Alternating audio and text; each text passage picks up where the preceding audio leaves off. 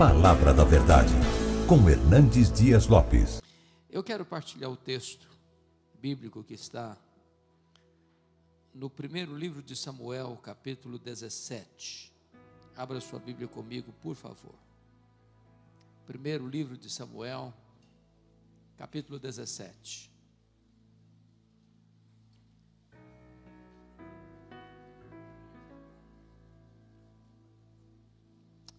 Nós faremos a leitura apenas de 3 versos, mas peço a você que mantenha sua Bíblia aberta nesse texto, porque eu quero considerar todo o texto com vocês. Como é um texto muito conhecido, nós vamos ler apenas os versos 45, parte do 46 e o 47. Mas preciso que todos mantenham a Bíblia aberta ou o seu telefone ligado no texto bíblico, por favor. Davi se dirige... princesa, muita bondade sua. Será que eu não vou derrubar esse copo? Vou não, né? Derrubo não. Isso, está ótimo. Davi se dirige ao gigante filisteu, gigante Golias, no verso 45, nesses termos. Davi, porém, disse ao filisteu: tu vens contra mim com espada e com lança, e com escudo. Eu, porém, vou contra ti em nome do Senhor dos Exércitos, o Deus dos exércitos de Israel, a quem tens afrontado. Hoje mesmo o Senhor te entregará nas minhas mãos. Parte final do verso diz: e toda a terra saberá que há Deus em Israel. Saberá toda esta multidão que o Senhor salva, não com espada, nem com lança, porque do Senhor é a guerra, e Ele vos entregará nas nossas mãos. Amém. Eu quero fazer uma declaração categórica, insofismável, absoluta, e a declaração é esta: os gigantes ainda existem, e eles são muitos, e eles são atrevidos, e eles teimam em se colocar no nosso caminho para nos assustarem, para nos intimidarem, para nos fazerem tremer de medo. Gigante é tudo aquilo que parece ser maior do que você. Gigante é tudo aquilo que intimida você. Há gigantes que estão dentro de nós. Há outros que estão fora de nós. Há gigantes que nós os criamos no laboratório do medo, e eles se levantam como fantasmas para nos assustarem. Um gigante pode ser uma pessoa, pode ser uma circunstância, pode ser um complexo de inferioridade,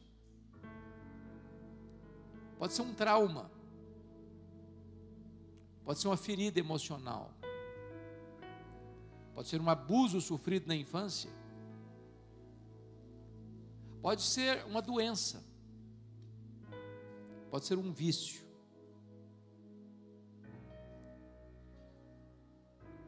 pode ser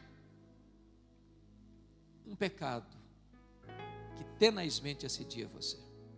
Eu não sei quais são os seus gigantes, mas hoje nós viemos aqui não para medir a altura deles, nem para ter medo deles, nem para fugir deles.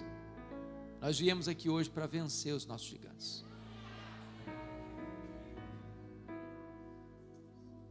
Um vencedor de gigantes não nasce, ele é feito.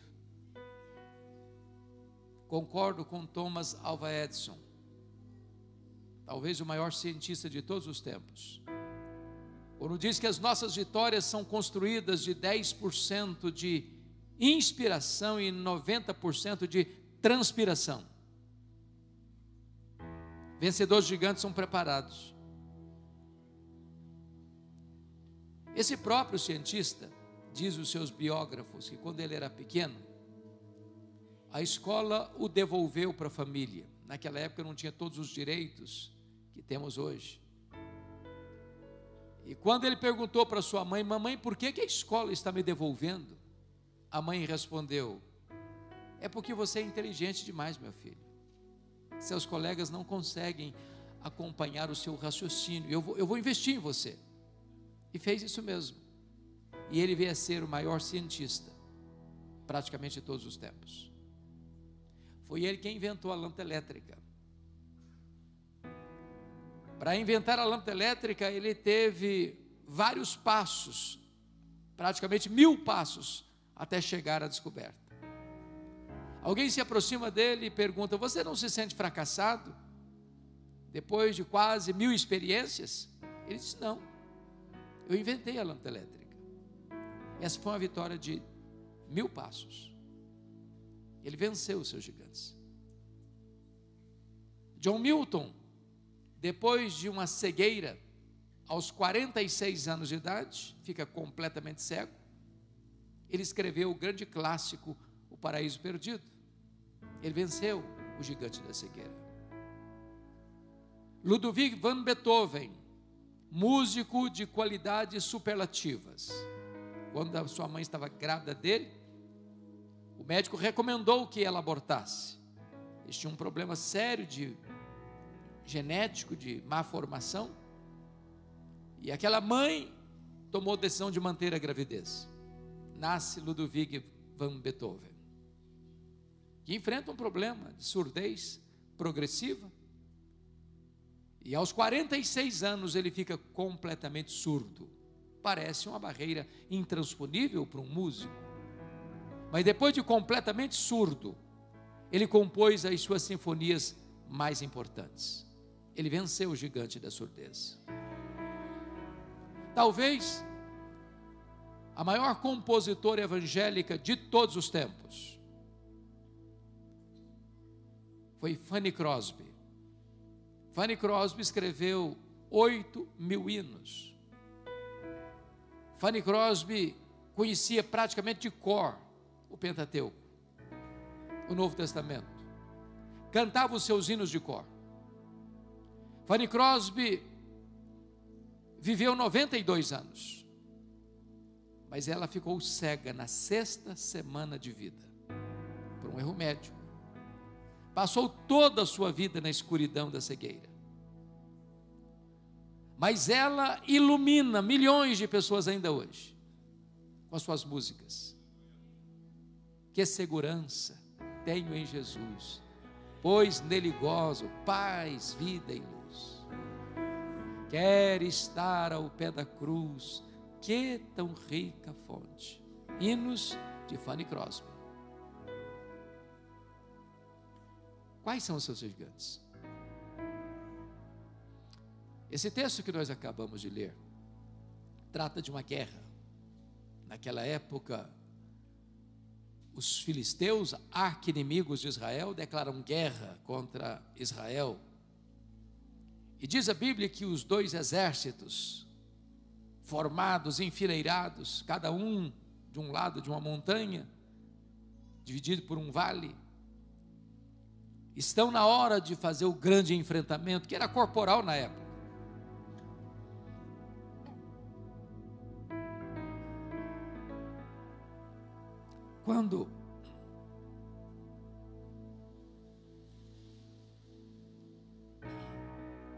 Quando do lado dos filisteus levanta-se um gigante, Golias, 3 metros de altura. Só a sua armadura pesava 60 quilos. Só a ponta da sua lança pesava 6 quilos.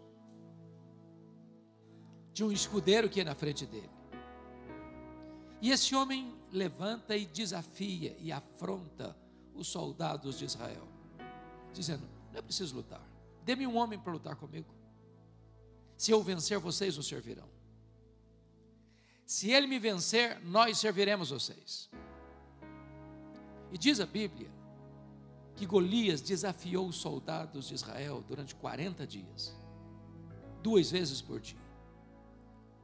E os soldados de Israel fugiam com as pernas bambas de medo, acovardados.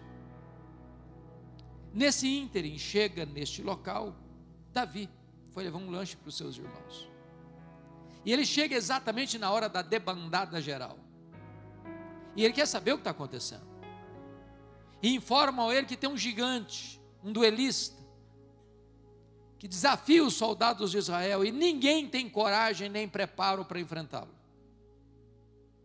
E ele pergunta: mas quem é esse incircunciso filisteu para afrontar os exércitos do Deus vivo? E se propõe a enfrentá-lo e a vencê-lo. E então decorre daqui o tema que eu quero dar para essa mensagem: quais são as marcas de um vencedor de gigantes? Então eu gostaria de considerar com você quais são essas marcas. Em primeiro lugar, confira aí o versículo 24 comigo. Todos os israelitas, vendo aquele homem, fugiam de diante dele e temiam grandemente, e diziam uns aos outros: vistes aquele homem que subiu? Pois subiu para afrontar a Israel. A primeira marca de um gigante, meus irmãos, é que ele não escuta a voz dos pessimistas. Os pessimistas brotam do chão como cogumelo. Eles se proliferam com muita rapidez. E eles estão espalhados por aí, dizendo para você: não, esse gigante você não vai conseguir vencer. Outros já tentaram e fugiram, é melhor você fugir também. Não vai dar certo. Outros já tentaram, é impossível. Essa causa é perdida, esse problema é insolúvel, para esse casamento não tem jeito. Quem nunca derrubou um gigante vai dizer para você que os gigantes não caem. Os covardes vão fugir e vão dizer para você: fuja também. Se você escutar os pessimistas, você foge. A vitória não é dos fortes, mas a vitória é daqueles que confiam em Deus. Se você confia em Deus, você não escuta os arautos do caos. Se você confia em Deus, você não escuta os embaixadores do pessimismo. Se você confia em Deus, você não escuta os arautos das impossibilidades humanas. Eu fico olhando a história bíblica, e diz a Bíblia que, num dado momento, Moisés envia 12 príncipes, cada um representando a sua tribo, para avistar a terra. E eles olharam a terra, e eles trouxeram um relatório muito positivo da terra. A terra é boa, mana, leite e mel, trouxeram até frutos da terra. Mas desses 12, 10 deram um relatório pessimista, negativo, encharcado de incredulidade, e disseram assim: a terra é boa, mas não é para nós. A terra é boa, mas não é para o nosso bico. A terra é boa, mas tem gigante. A terra é boa, mas tem cidade fortificada. E aos olhos daqueles gigantes, nós somos como gafanhotos. Aliás, aos nossos próprios olhos, nós somos gafanhotos. Príncipes, homens, insetos. Diz a Bíblia que, em virtude desse relatório negativo desses 10 espias, toda a nação de Israel ficou perambulando 40 anos no deserto. Em virtude disso, toda aquela geração morreu no deserto. Apenas os 2 espias que disseram: se o Senhor se agradar de nós, nós podemos. Só esses 2 homens, Josué e Calebe, entraram na terra prometida. Eu quero encorajar você hoje, em nome de Jesus, a não ter medo dos seus gigantes, a não fugir de seus gigantes, a não escutar os arautos do pessimismo. Eu quero encorajar você hoje a vencer os seus gigantes. Você já fugiu demais, você já se acovardou demais, você já teve medo demais. Nesta noite, Deus chama você para crer que Ele é poderoso para lhe dar a vitória.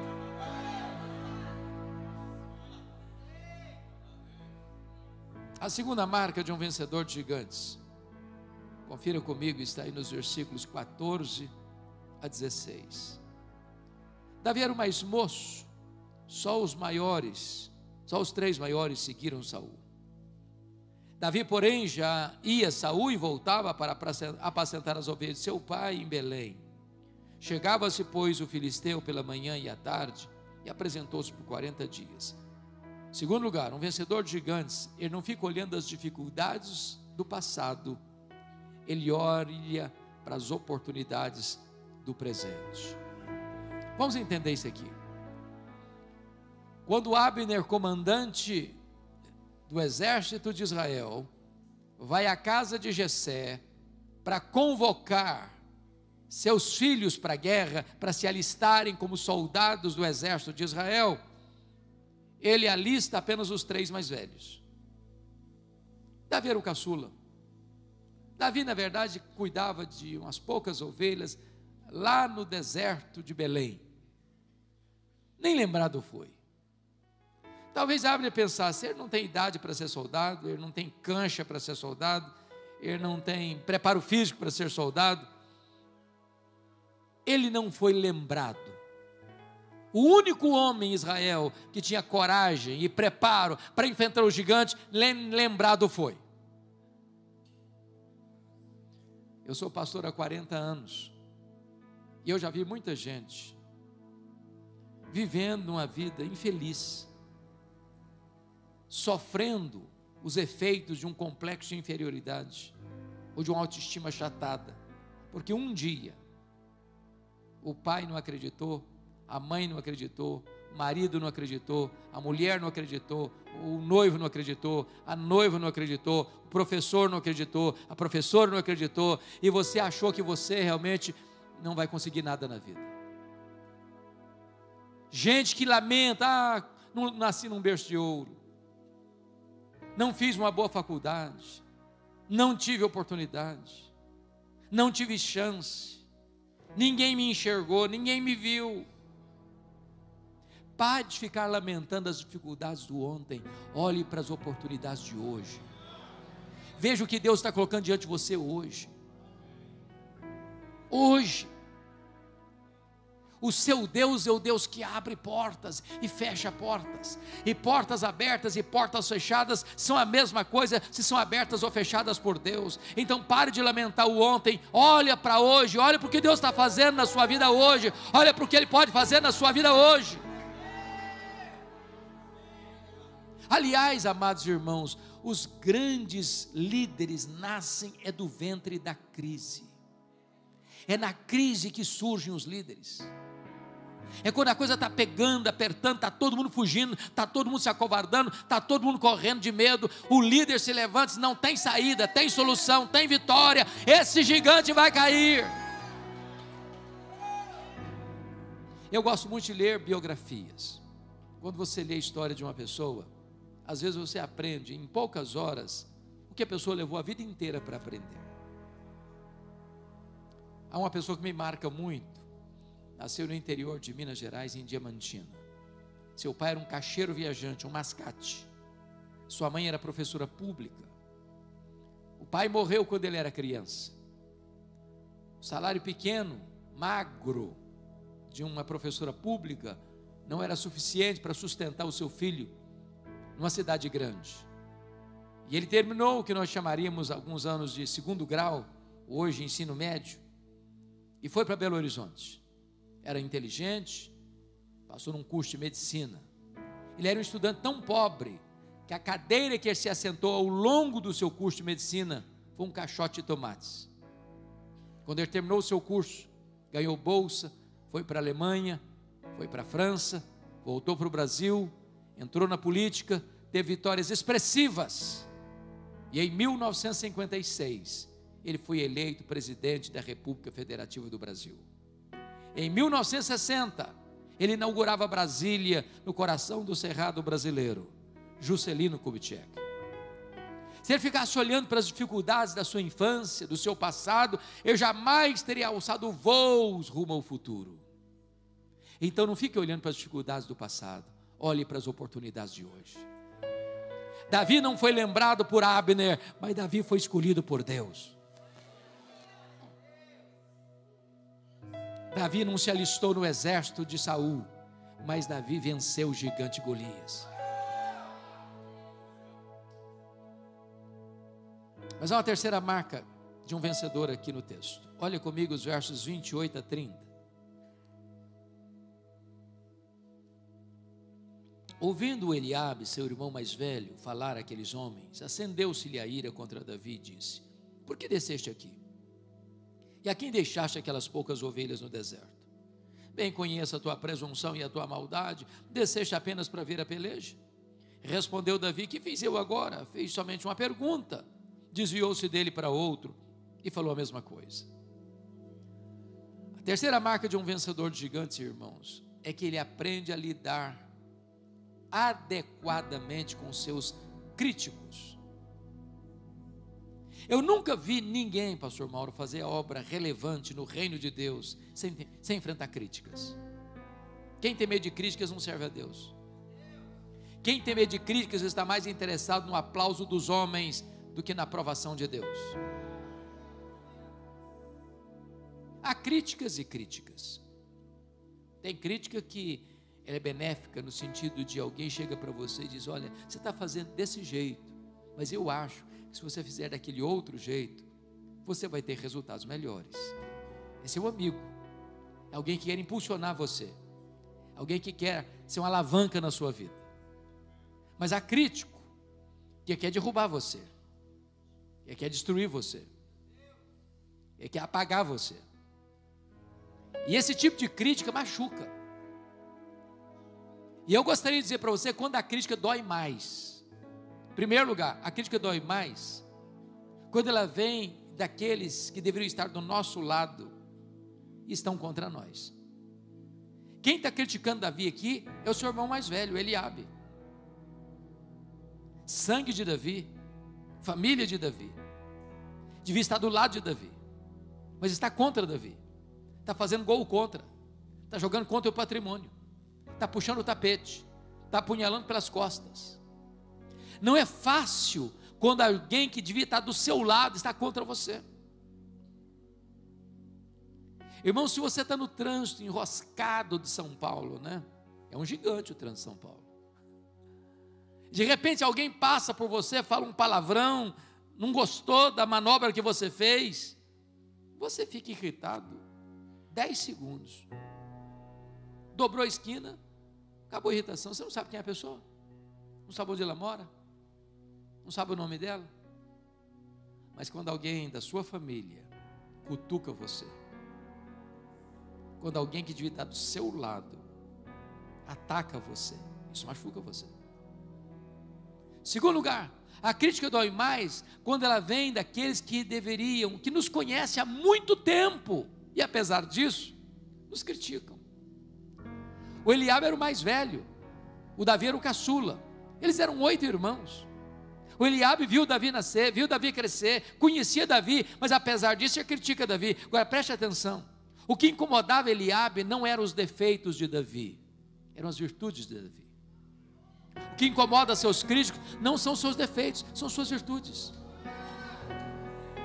O problema é que o crítico não sabe enfrentar o problema dele mesmo, nele mesmo, então ele transfere o problema dele para você e critica em você o que ele não tem coragem de enfrentar nele mesmo.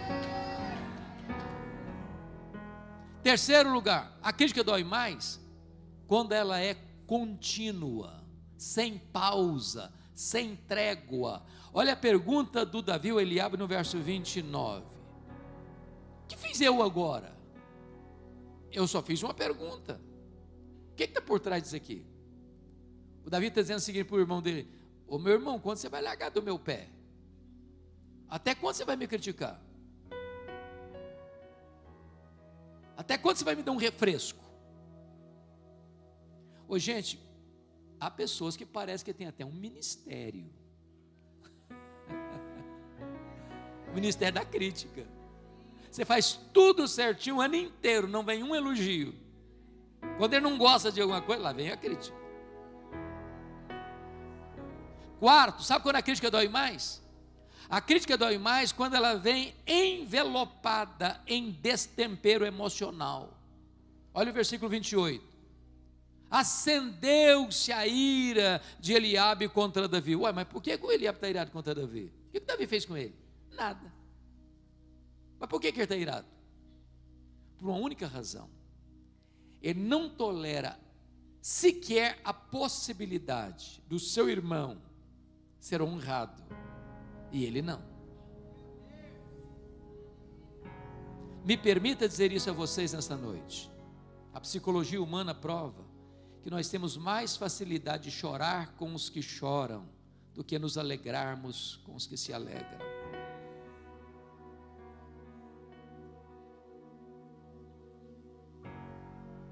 Mas a crítica dói mais ainda, sabe quando? A crítica dói mais quando o crítico tem a síndrome de Deus. Eu explico. O crítico não julga e não critica apenas as suas palavras e as suas ações. O crítico é capaz de criticar e julgar até as suas intenções. Olha o que o Eliabe diz para o Davi no versículo 28. Bem conheça a tua maldade e a tua presunção, vieste apenas para ver a peleja. Isso é juízo de valor, isso é foro íntimo. Só Deus é capaz de conhecer o coração. Mas o crítico se acha Deus. Você está pensando nisso, você está pensando, e a pessoa começa a julgar até o que você está pensando, só Deus sabe. Agora vamos entender se o Eliabe tinha razão. Está chamando o Davi de presunçoso e maldoso. Então vamos entender aqui. Quando o pai de Davi chama o Davi assim, vem cá meu filho, eu quero que você leve esses pães, esses queijos, para os seus irmãos, para os comandantes. A pergunta é, Davi apareceu lá porque ele era maldoso e presunçoso? É só dar uma lidinha no capítulo 16, anterior. Sabe o que aconteceu no capítulo 16? Deus mandou o profeta Samuel ir na casa do Jessé, para escolher um dos filhos de Jessé, rei de Israel. Quando Samuel está chegando na casa de Jessé, quem que ele encontra na frente? O Eliabe, capa de revista, sarado, bonitão, porte assim, atlético. O profeta está aí ungido do Senhor. Aí Deus diz, vai devagar, só tem verniz aí, isso é casca pura, vai devagar. Isso é um guarda-roupa, mas vazio. Aí todos os filhos de Jessé passaram enfileirados diante de Samuel. Não é esse, não é esse, não é esse, também não é esse, também não é esse, também não é esse. Aí o profeta perguntou, mas não tem mais ninguém? Ah, tem um caçula, mas é o caçula, tadinho, está lá cuidando das ovelhas. Ele não nem conta. Ele é um zero à esquerda. E o profeta disse, nós não nos assentaremos à mesa enquanto ele não chegar. Quando chega o Davi esbaforido, cheirando ovelhas, cheio de poeira, Deus diz, é esse aí, pode tornar um azeite na cabeça dele. Agora pense comigo na cena, quando Jessé disse, vem cá meu filho, eu quero que você leve esses queijos, esses pães lá para os seus irmãos. Eu podia ter dito, papai, o senhor não está entendendo nada. O senhor não sabe o que aconteceu aqui em casa, não? Uai, eu sou o rei de Israel agora. Esse papel de entregador de pizza não é comigo mais não. Eu sinto muito, office boy não é comigo mais não. Agora o senhor arranja outro, porque eu tenho que cuidar da minha imagem. Ué. Não dá para eu ir lá assim não. Como é que eu fico? O senhor arranja outro, eu não vou não. Portanto, quando Davi vai, ele não é presunçoso não, ele é humilde. Humilde. Mas o crítico é capaz de pegar a sua virtude e dizer que ela é defeito. O crítico transforma suas virtudes em defeito e critica suas virtudes como se defeito fossem. Mas ainda, a crítica dói mais quando ela visa humilhar você em público. Olha o verso 28. O Eliabe disse assim, pergunta para Davi assim, perto dos outros soldados, com quem você deixou aquelas poucas ovelhas no deserto? O que ele está querendo dizer com isso? É aquela síndrome do irmão mais velho falando para o irmão caçula. Eu sou caçula, então eu já escutei muito isso. Menino, vê se enxerga. Recolha-se a sua insignificância. Você não passa de um pastorzinho de ovelha, de poucas ovelhas lá no deserto, e vem aqui de onde valentão, querendo enfrentar um gigante que tem um exército inteiro fugindo dele. Se enxerga, menino. O que o Eliabe está fazendo? Tentando desmoralizar o Davi em público, humilhá-lo em público. Se você não aprender a lidar com seus críticos, você perde o apetite, você perde o sono, você perde a paz, você perde a saúde, você perde o foco. Não gaste tempo com esse tipo de crítico. Foque a sua vida naquilo que Deus chamou você para fazer. Deus não chamou você para discutir com os críticos, Deus chamou você para enfrentar seus gigantes. Então a única resposta sábia numa situação dessa é o que Davi fez no verso 30, confira aí.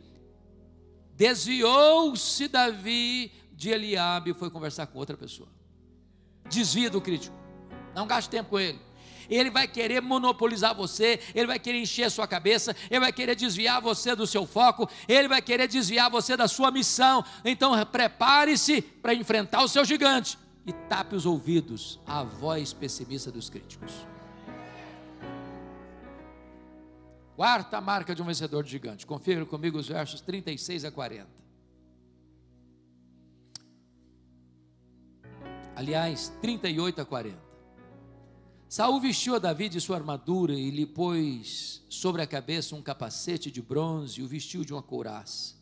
Davi cingiu a espada sobre a armadura, experimentou andar, pois jamais havia usado. Então disse Davi a Saul: não posso andar com isto, pois nunca o usei. E tirou aquilo de sobre si. Tomou o seu cajado na mão, escolheu para si 5 pedras lisas do ribeiro e as pôs num alforje de pastor que trazia saber no churrão, e lançando mão da sua funda, foi-se chegando ao filisteu. Quarto lugar, a marca de um vencedor gigante. Um vencedor gigante é aquele que se especializa no que faz. Vamos entender isso aqui. Quando eu li esse texto, dá vontade de dar risada. Sabe por que dá vontade de dar risada? A Bíblia diz que o Saul era o cara mais alto de Israel. Era manequim 70. O Davi manequim 52. Quando Saul botou a armadura dele no Davi, gente, sobrou a armadura. Não dava nem para andar, quanto mais para correr e guerrear. Então usar roupa de rei sem ser rei não faz de você um rei. Aí Davi tirou aquele negócio de cima dele, que ele era uma tralha, que ele era um empecilho, que era um estorvo. Diz: eu vou tirar esse troço, eu nunca usei isso, não sei usar isso.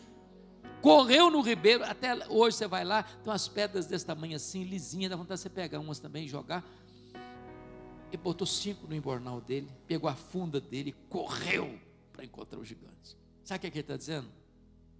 Com isso aqui, com essa funda, eu sou doutor. Disso aqui eu entendo. Com essa funda aqui, eu sou capaz de acertar um fio de cabelo, quanto mais a testa de um gigante. Preste bem atenção no que eu estou lhes dizendo. Davi não tem só coragem não, Davi tem preparo. Porque coragem sem preparo é loucura.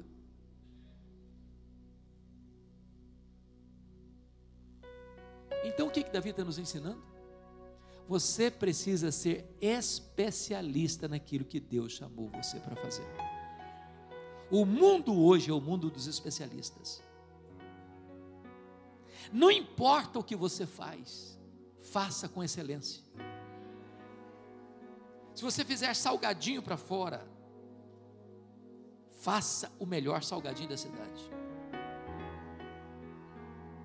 Esta semana eu estava lendo sobre uma das marcas mais conhecidas no Brasil de camisa social, Dudalina.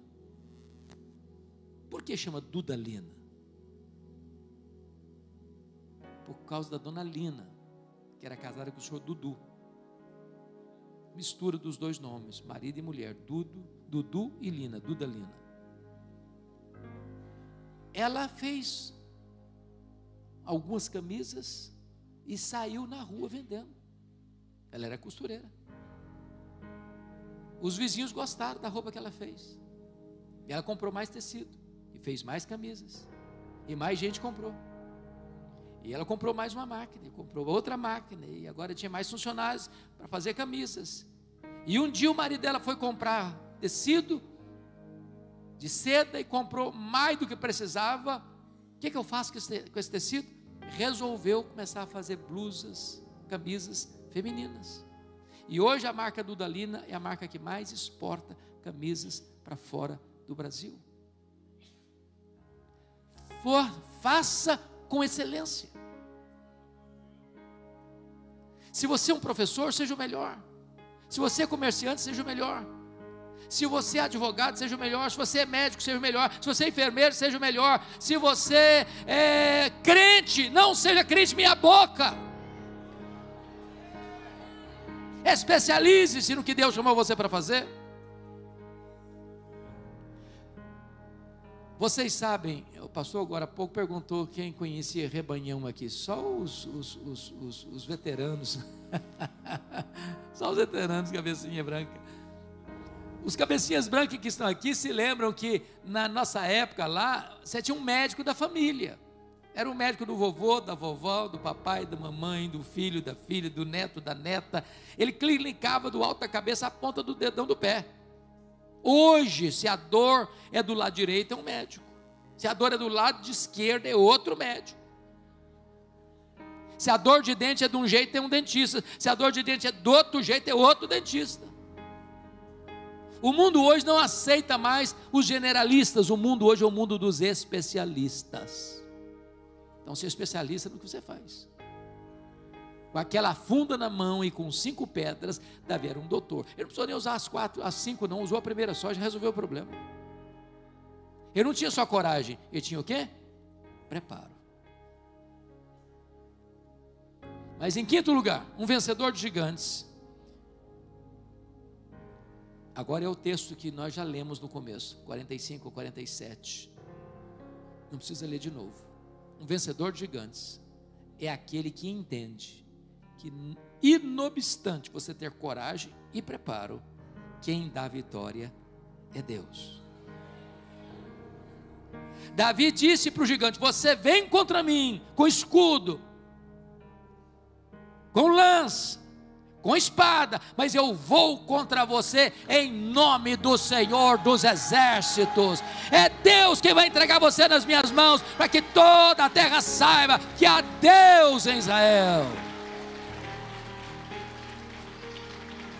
Amados irmãos, isso é fundamental na vida cristã, na vida profissional. Não estufa o peito não, não levanta o narizinho não. Entenda uma coisa: tudo vem de Deus, tudo é por meio de Deus e tudo é para Deus. Ele não divide a sua glória com ninguém. Quem nos dá a vitória é Deus. Quem entrega os nossos inimigos às nossas mãos é Deus. Quem derruba os gigantes da nossa história é Deus. Reconheça isso. Não é dos fortes a vitória, nem dos que correm melhor, mas daqueles que confiam no Senhor.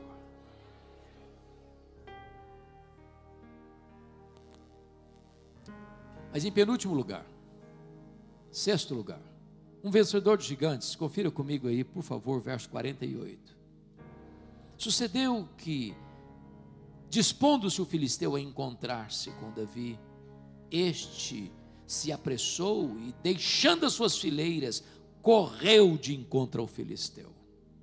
Agora compare o 48 com o 24.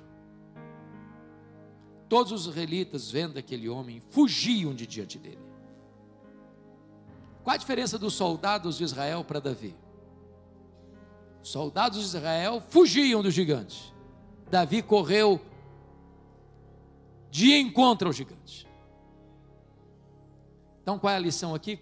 Um vencedor de gigantes, em sexto lugar, é alguém que tem pressa para vencer. Pressa para vencer.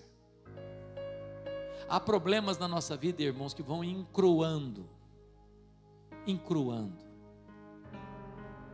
Passa da hora. A gente vai empurrando com a barriga, vai protelando, vai adiando. É aquele confronto, é aquela conversa, aquela decisão. é aquela tomada de posição, é aquela renúncia, é aquela atitude, precisa ser tomada. É aquela conversa que o marido e a esposa precisam ter olho no olho. É aquela conversa que pai e mãe tem que ter com o filho e com a filha, olho no olho. É aquela decisão que você tem que ter conversando com o seu sócio na empresa, olho no olho. É aquele hábito, vício, pecado, que você precisa tomar a decisão de abandonar hoje, não amanhã, não mês que vem, hoje. Pressa para vencer. Pressa para vencer. E eu sei que você sabe o que eu estou lhe dizendo. Eu sei que você sabe o que hoje você precisa tomar uma decisão, hoje. Uma virada de mesa na sua vida. Pressa para vencer. Mas eu quero concluir. Sétimo e último lugar. Confira comigo o verso 52, por favor.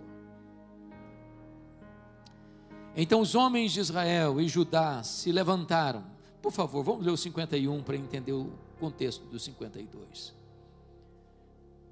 Pelo que correu Davi, e lançando-se sobre o filisteu, tomou-lhe a espada, e desembainhou-a, e o matou, cortando-lhe com ela a cabeça. Vendo os filisteus que era morto o seu herói, fugiram. Então os homens de Israel e Judá se levantaram e jubilaram e perseguiram os filisteus. A marca de um vencedor de gigantes, meus irmãos, é que ele encoraja outros a se levantarem, a lutarem e a vencerem. A luta pode ser carreira solo, mas a celebração será com um grande coral.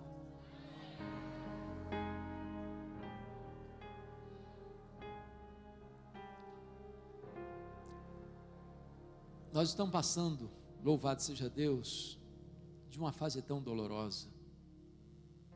Já completamos 2 anos de pandemia. Mais de 6 milhões de pessoas morreram. Um fenômeno está acontecendo no Brasil e no mundo. Muitos crentes não voltaram. Muitos não voltaram. Eu não sei se nesse rebanho aqui alguém ainda não voltou. Mas talvez você que está aqui, que é membro desta comunidade, que conhece o rebanho, conhece as ovelhas, possa ajudar o pastor da igreja, ou os pastores da igreja. Cadê o fulano? Cadê o Beltrano? Cadê a família tal? Por que não chegaram ainda? Por que não voltaram? Está na hora de você fazer um telefonema. Está na hora de você fazer uma visita. Está na hora de você ir lá e falar: vamos, eu te ajudo, vamos juntos.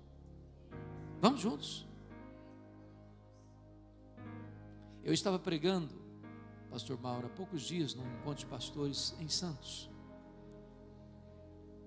e eu cheguei um pouquinho mais cedo,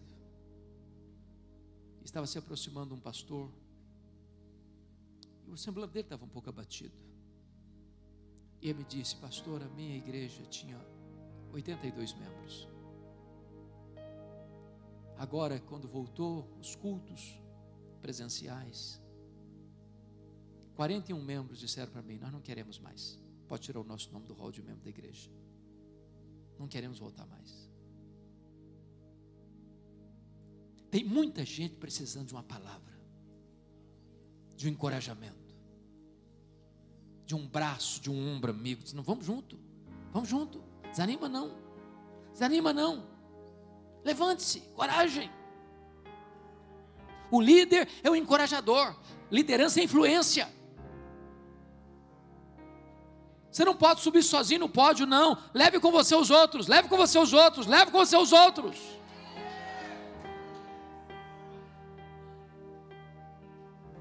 Aqueles soldados acovardados de Israel, quando viram Davi decepando a cabeça do gigante e os filisteus fugindo, eles cobraram ânimo, eles se animaram, eles se levantaram, eles trabalharam, eles agiram, eles venceram. Me permita concluir contando um fato da saga esportiva. Aconteceu numa Paralimpíada em Seattle, nos Estados Unidos. E a modalidade mais aguardada para fechar aquela Olimpíada era a corrida no estádio. As moças iriam fazer a última corrida. Moças deficientes. Havia uma delas que era forte candidata a sagrar-se campeã e ganhar a medalha de ouro. O estádio lotado. E ao sinal da partida, elas começaram a correr. Aquela que era a candidata a ganhar a medalha de ouro partiu na frente e foi ganhando distância. O estádio todo aplaudindo ruidosamente, efusivamente, aquela atleta. Quando de repente, para espanto da multidão e do mundo que assistia a cena, ela caiu. Ela tropeçou e caiu. Por um momento a multidão ficou com a respiração suspensa. Mas depois, em seguida, começou a incentivar e aplaudir a que vinha em segundo, que ganharia medalha de prata, para avançar e ganhar a corrida. Para espanto do estádio inteiro, aquela que vinha parou de correr, chegou na frente daquela que estava caída, estendeu a mão e a levantou. Nessas horas, as que estavam vindo, todas pararam, todas deram as mãos, e todas, quebrando o protocolo da Olimpíada, correram de mãos dadas, juntas, à reta de chegada. O estádio inteiro aplaudiu, o mundo inteiro ovacionou, e elas ensinaram a lição para o mundo.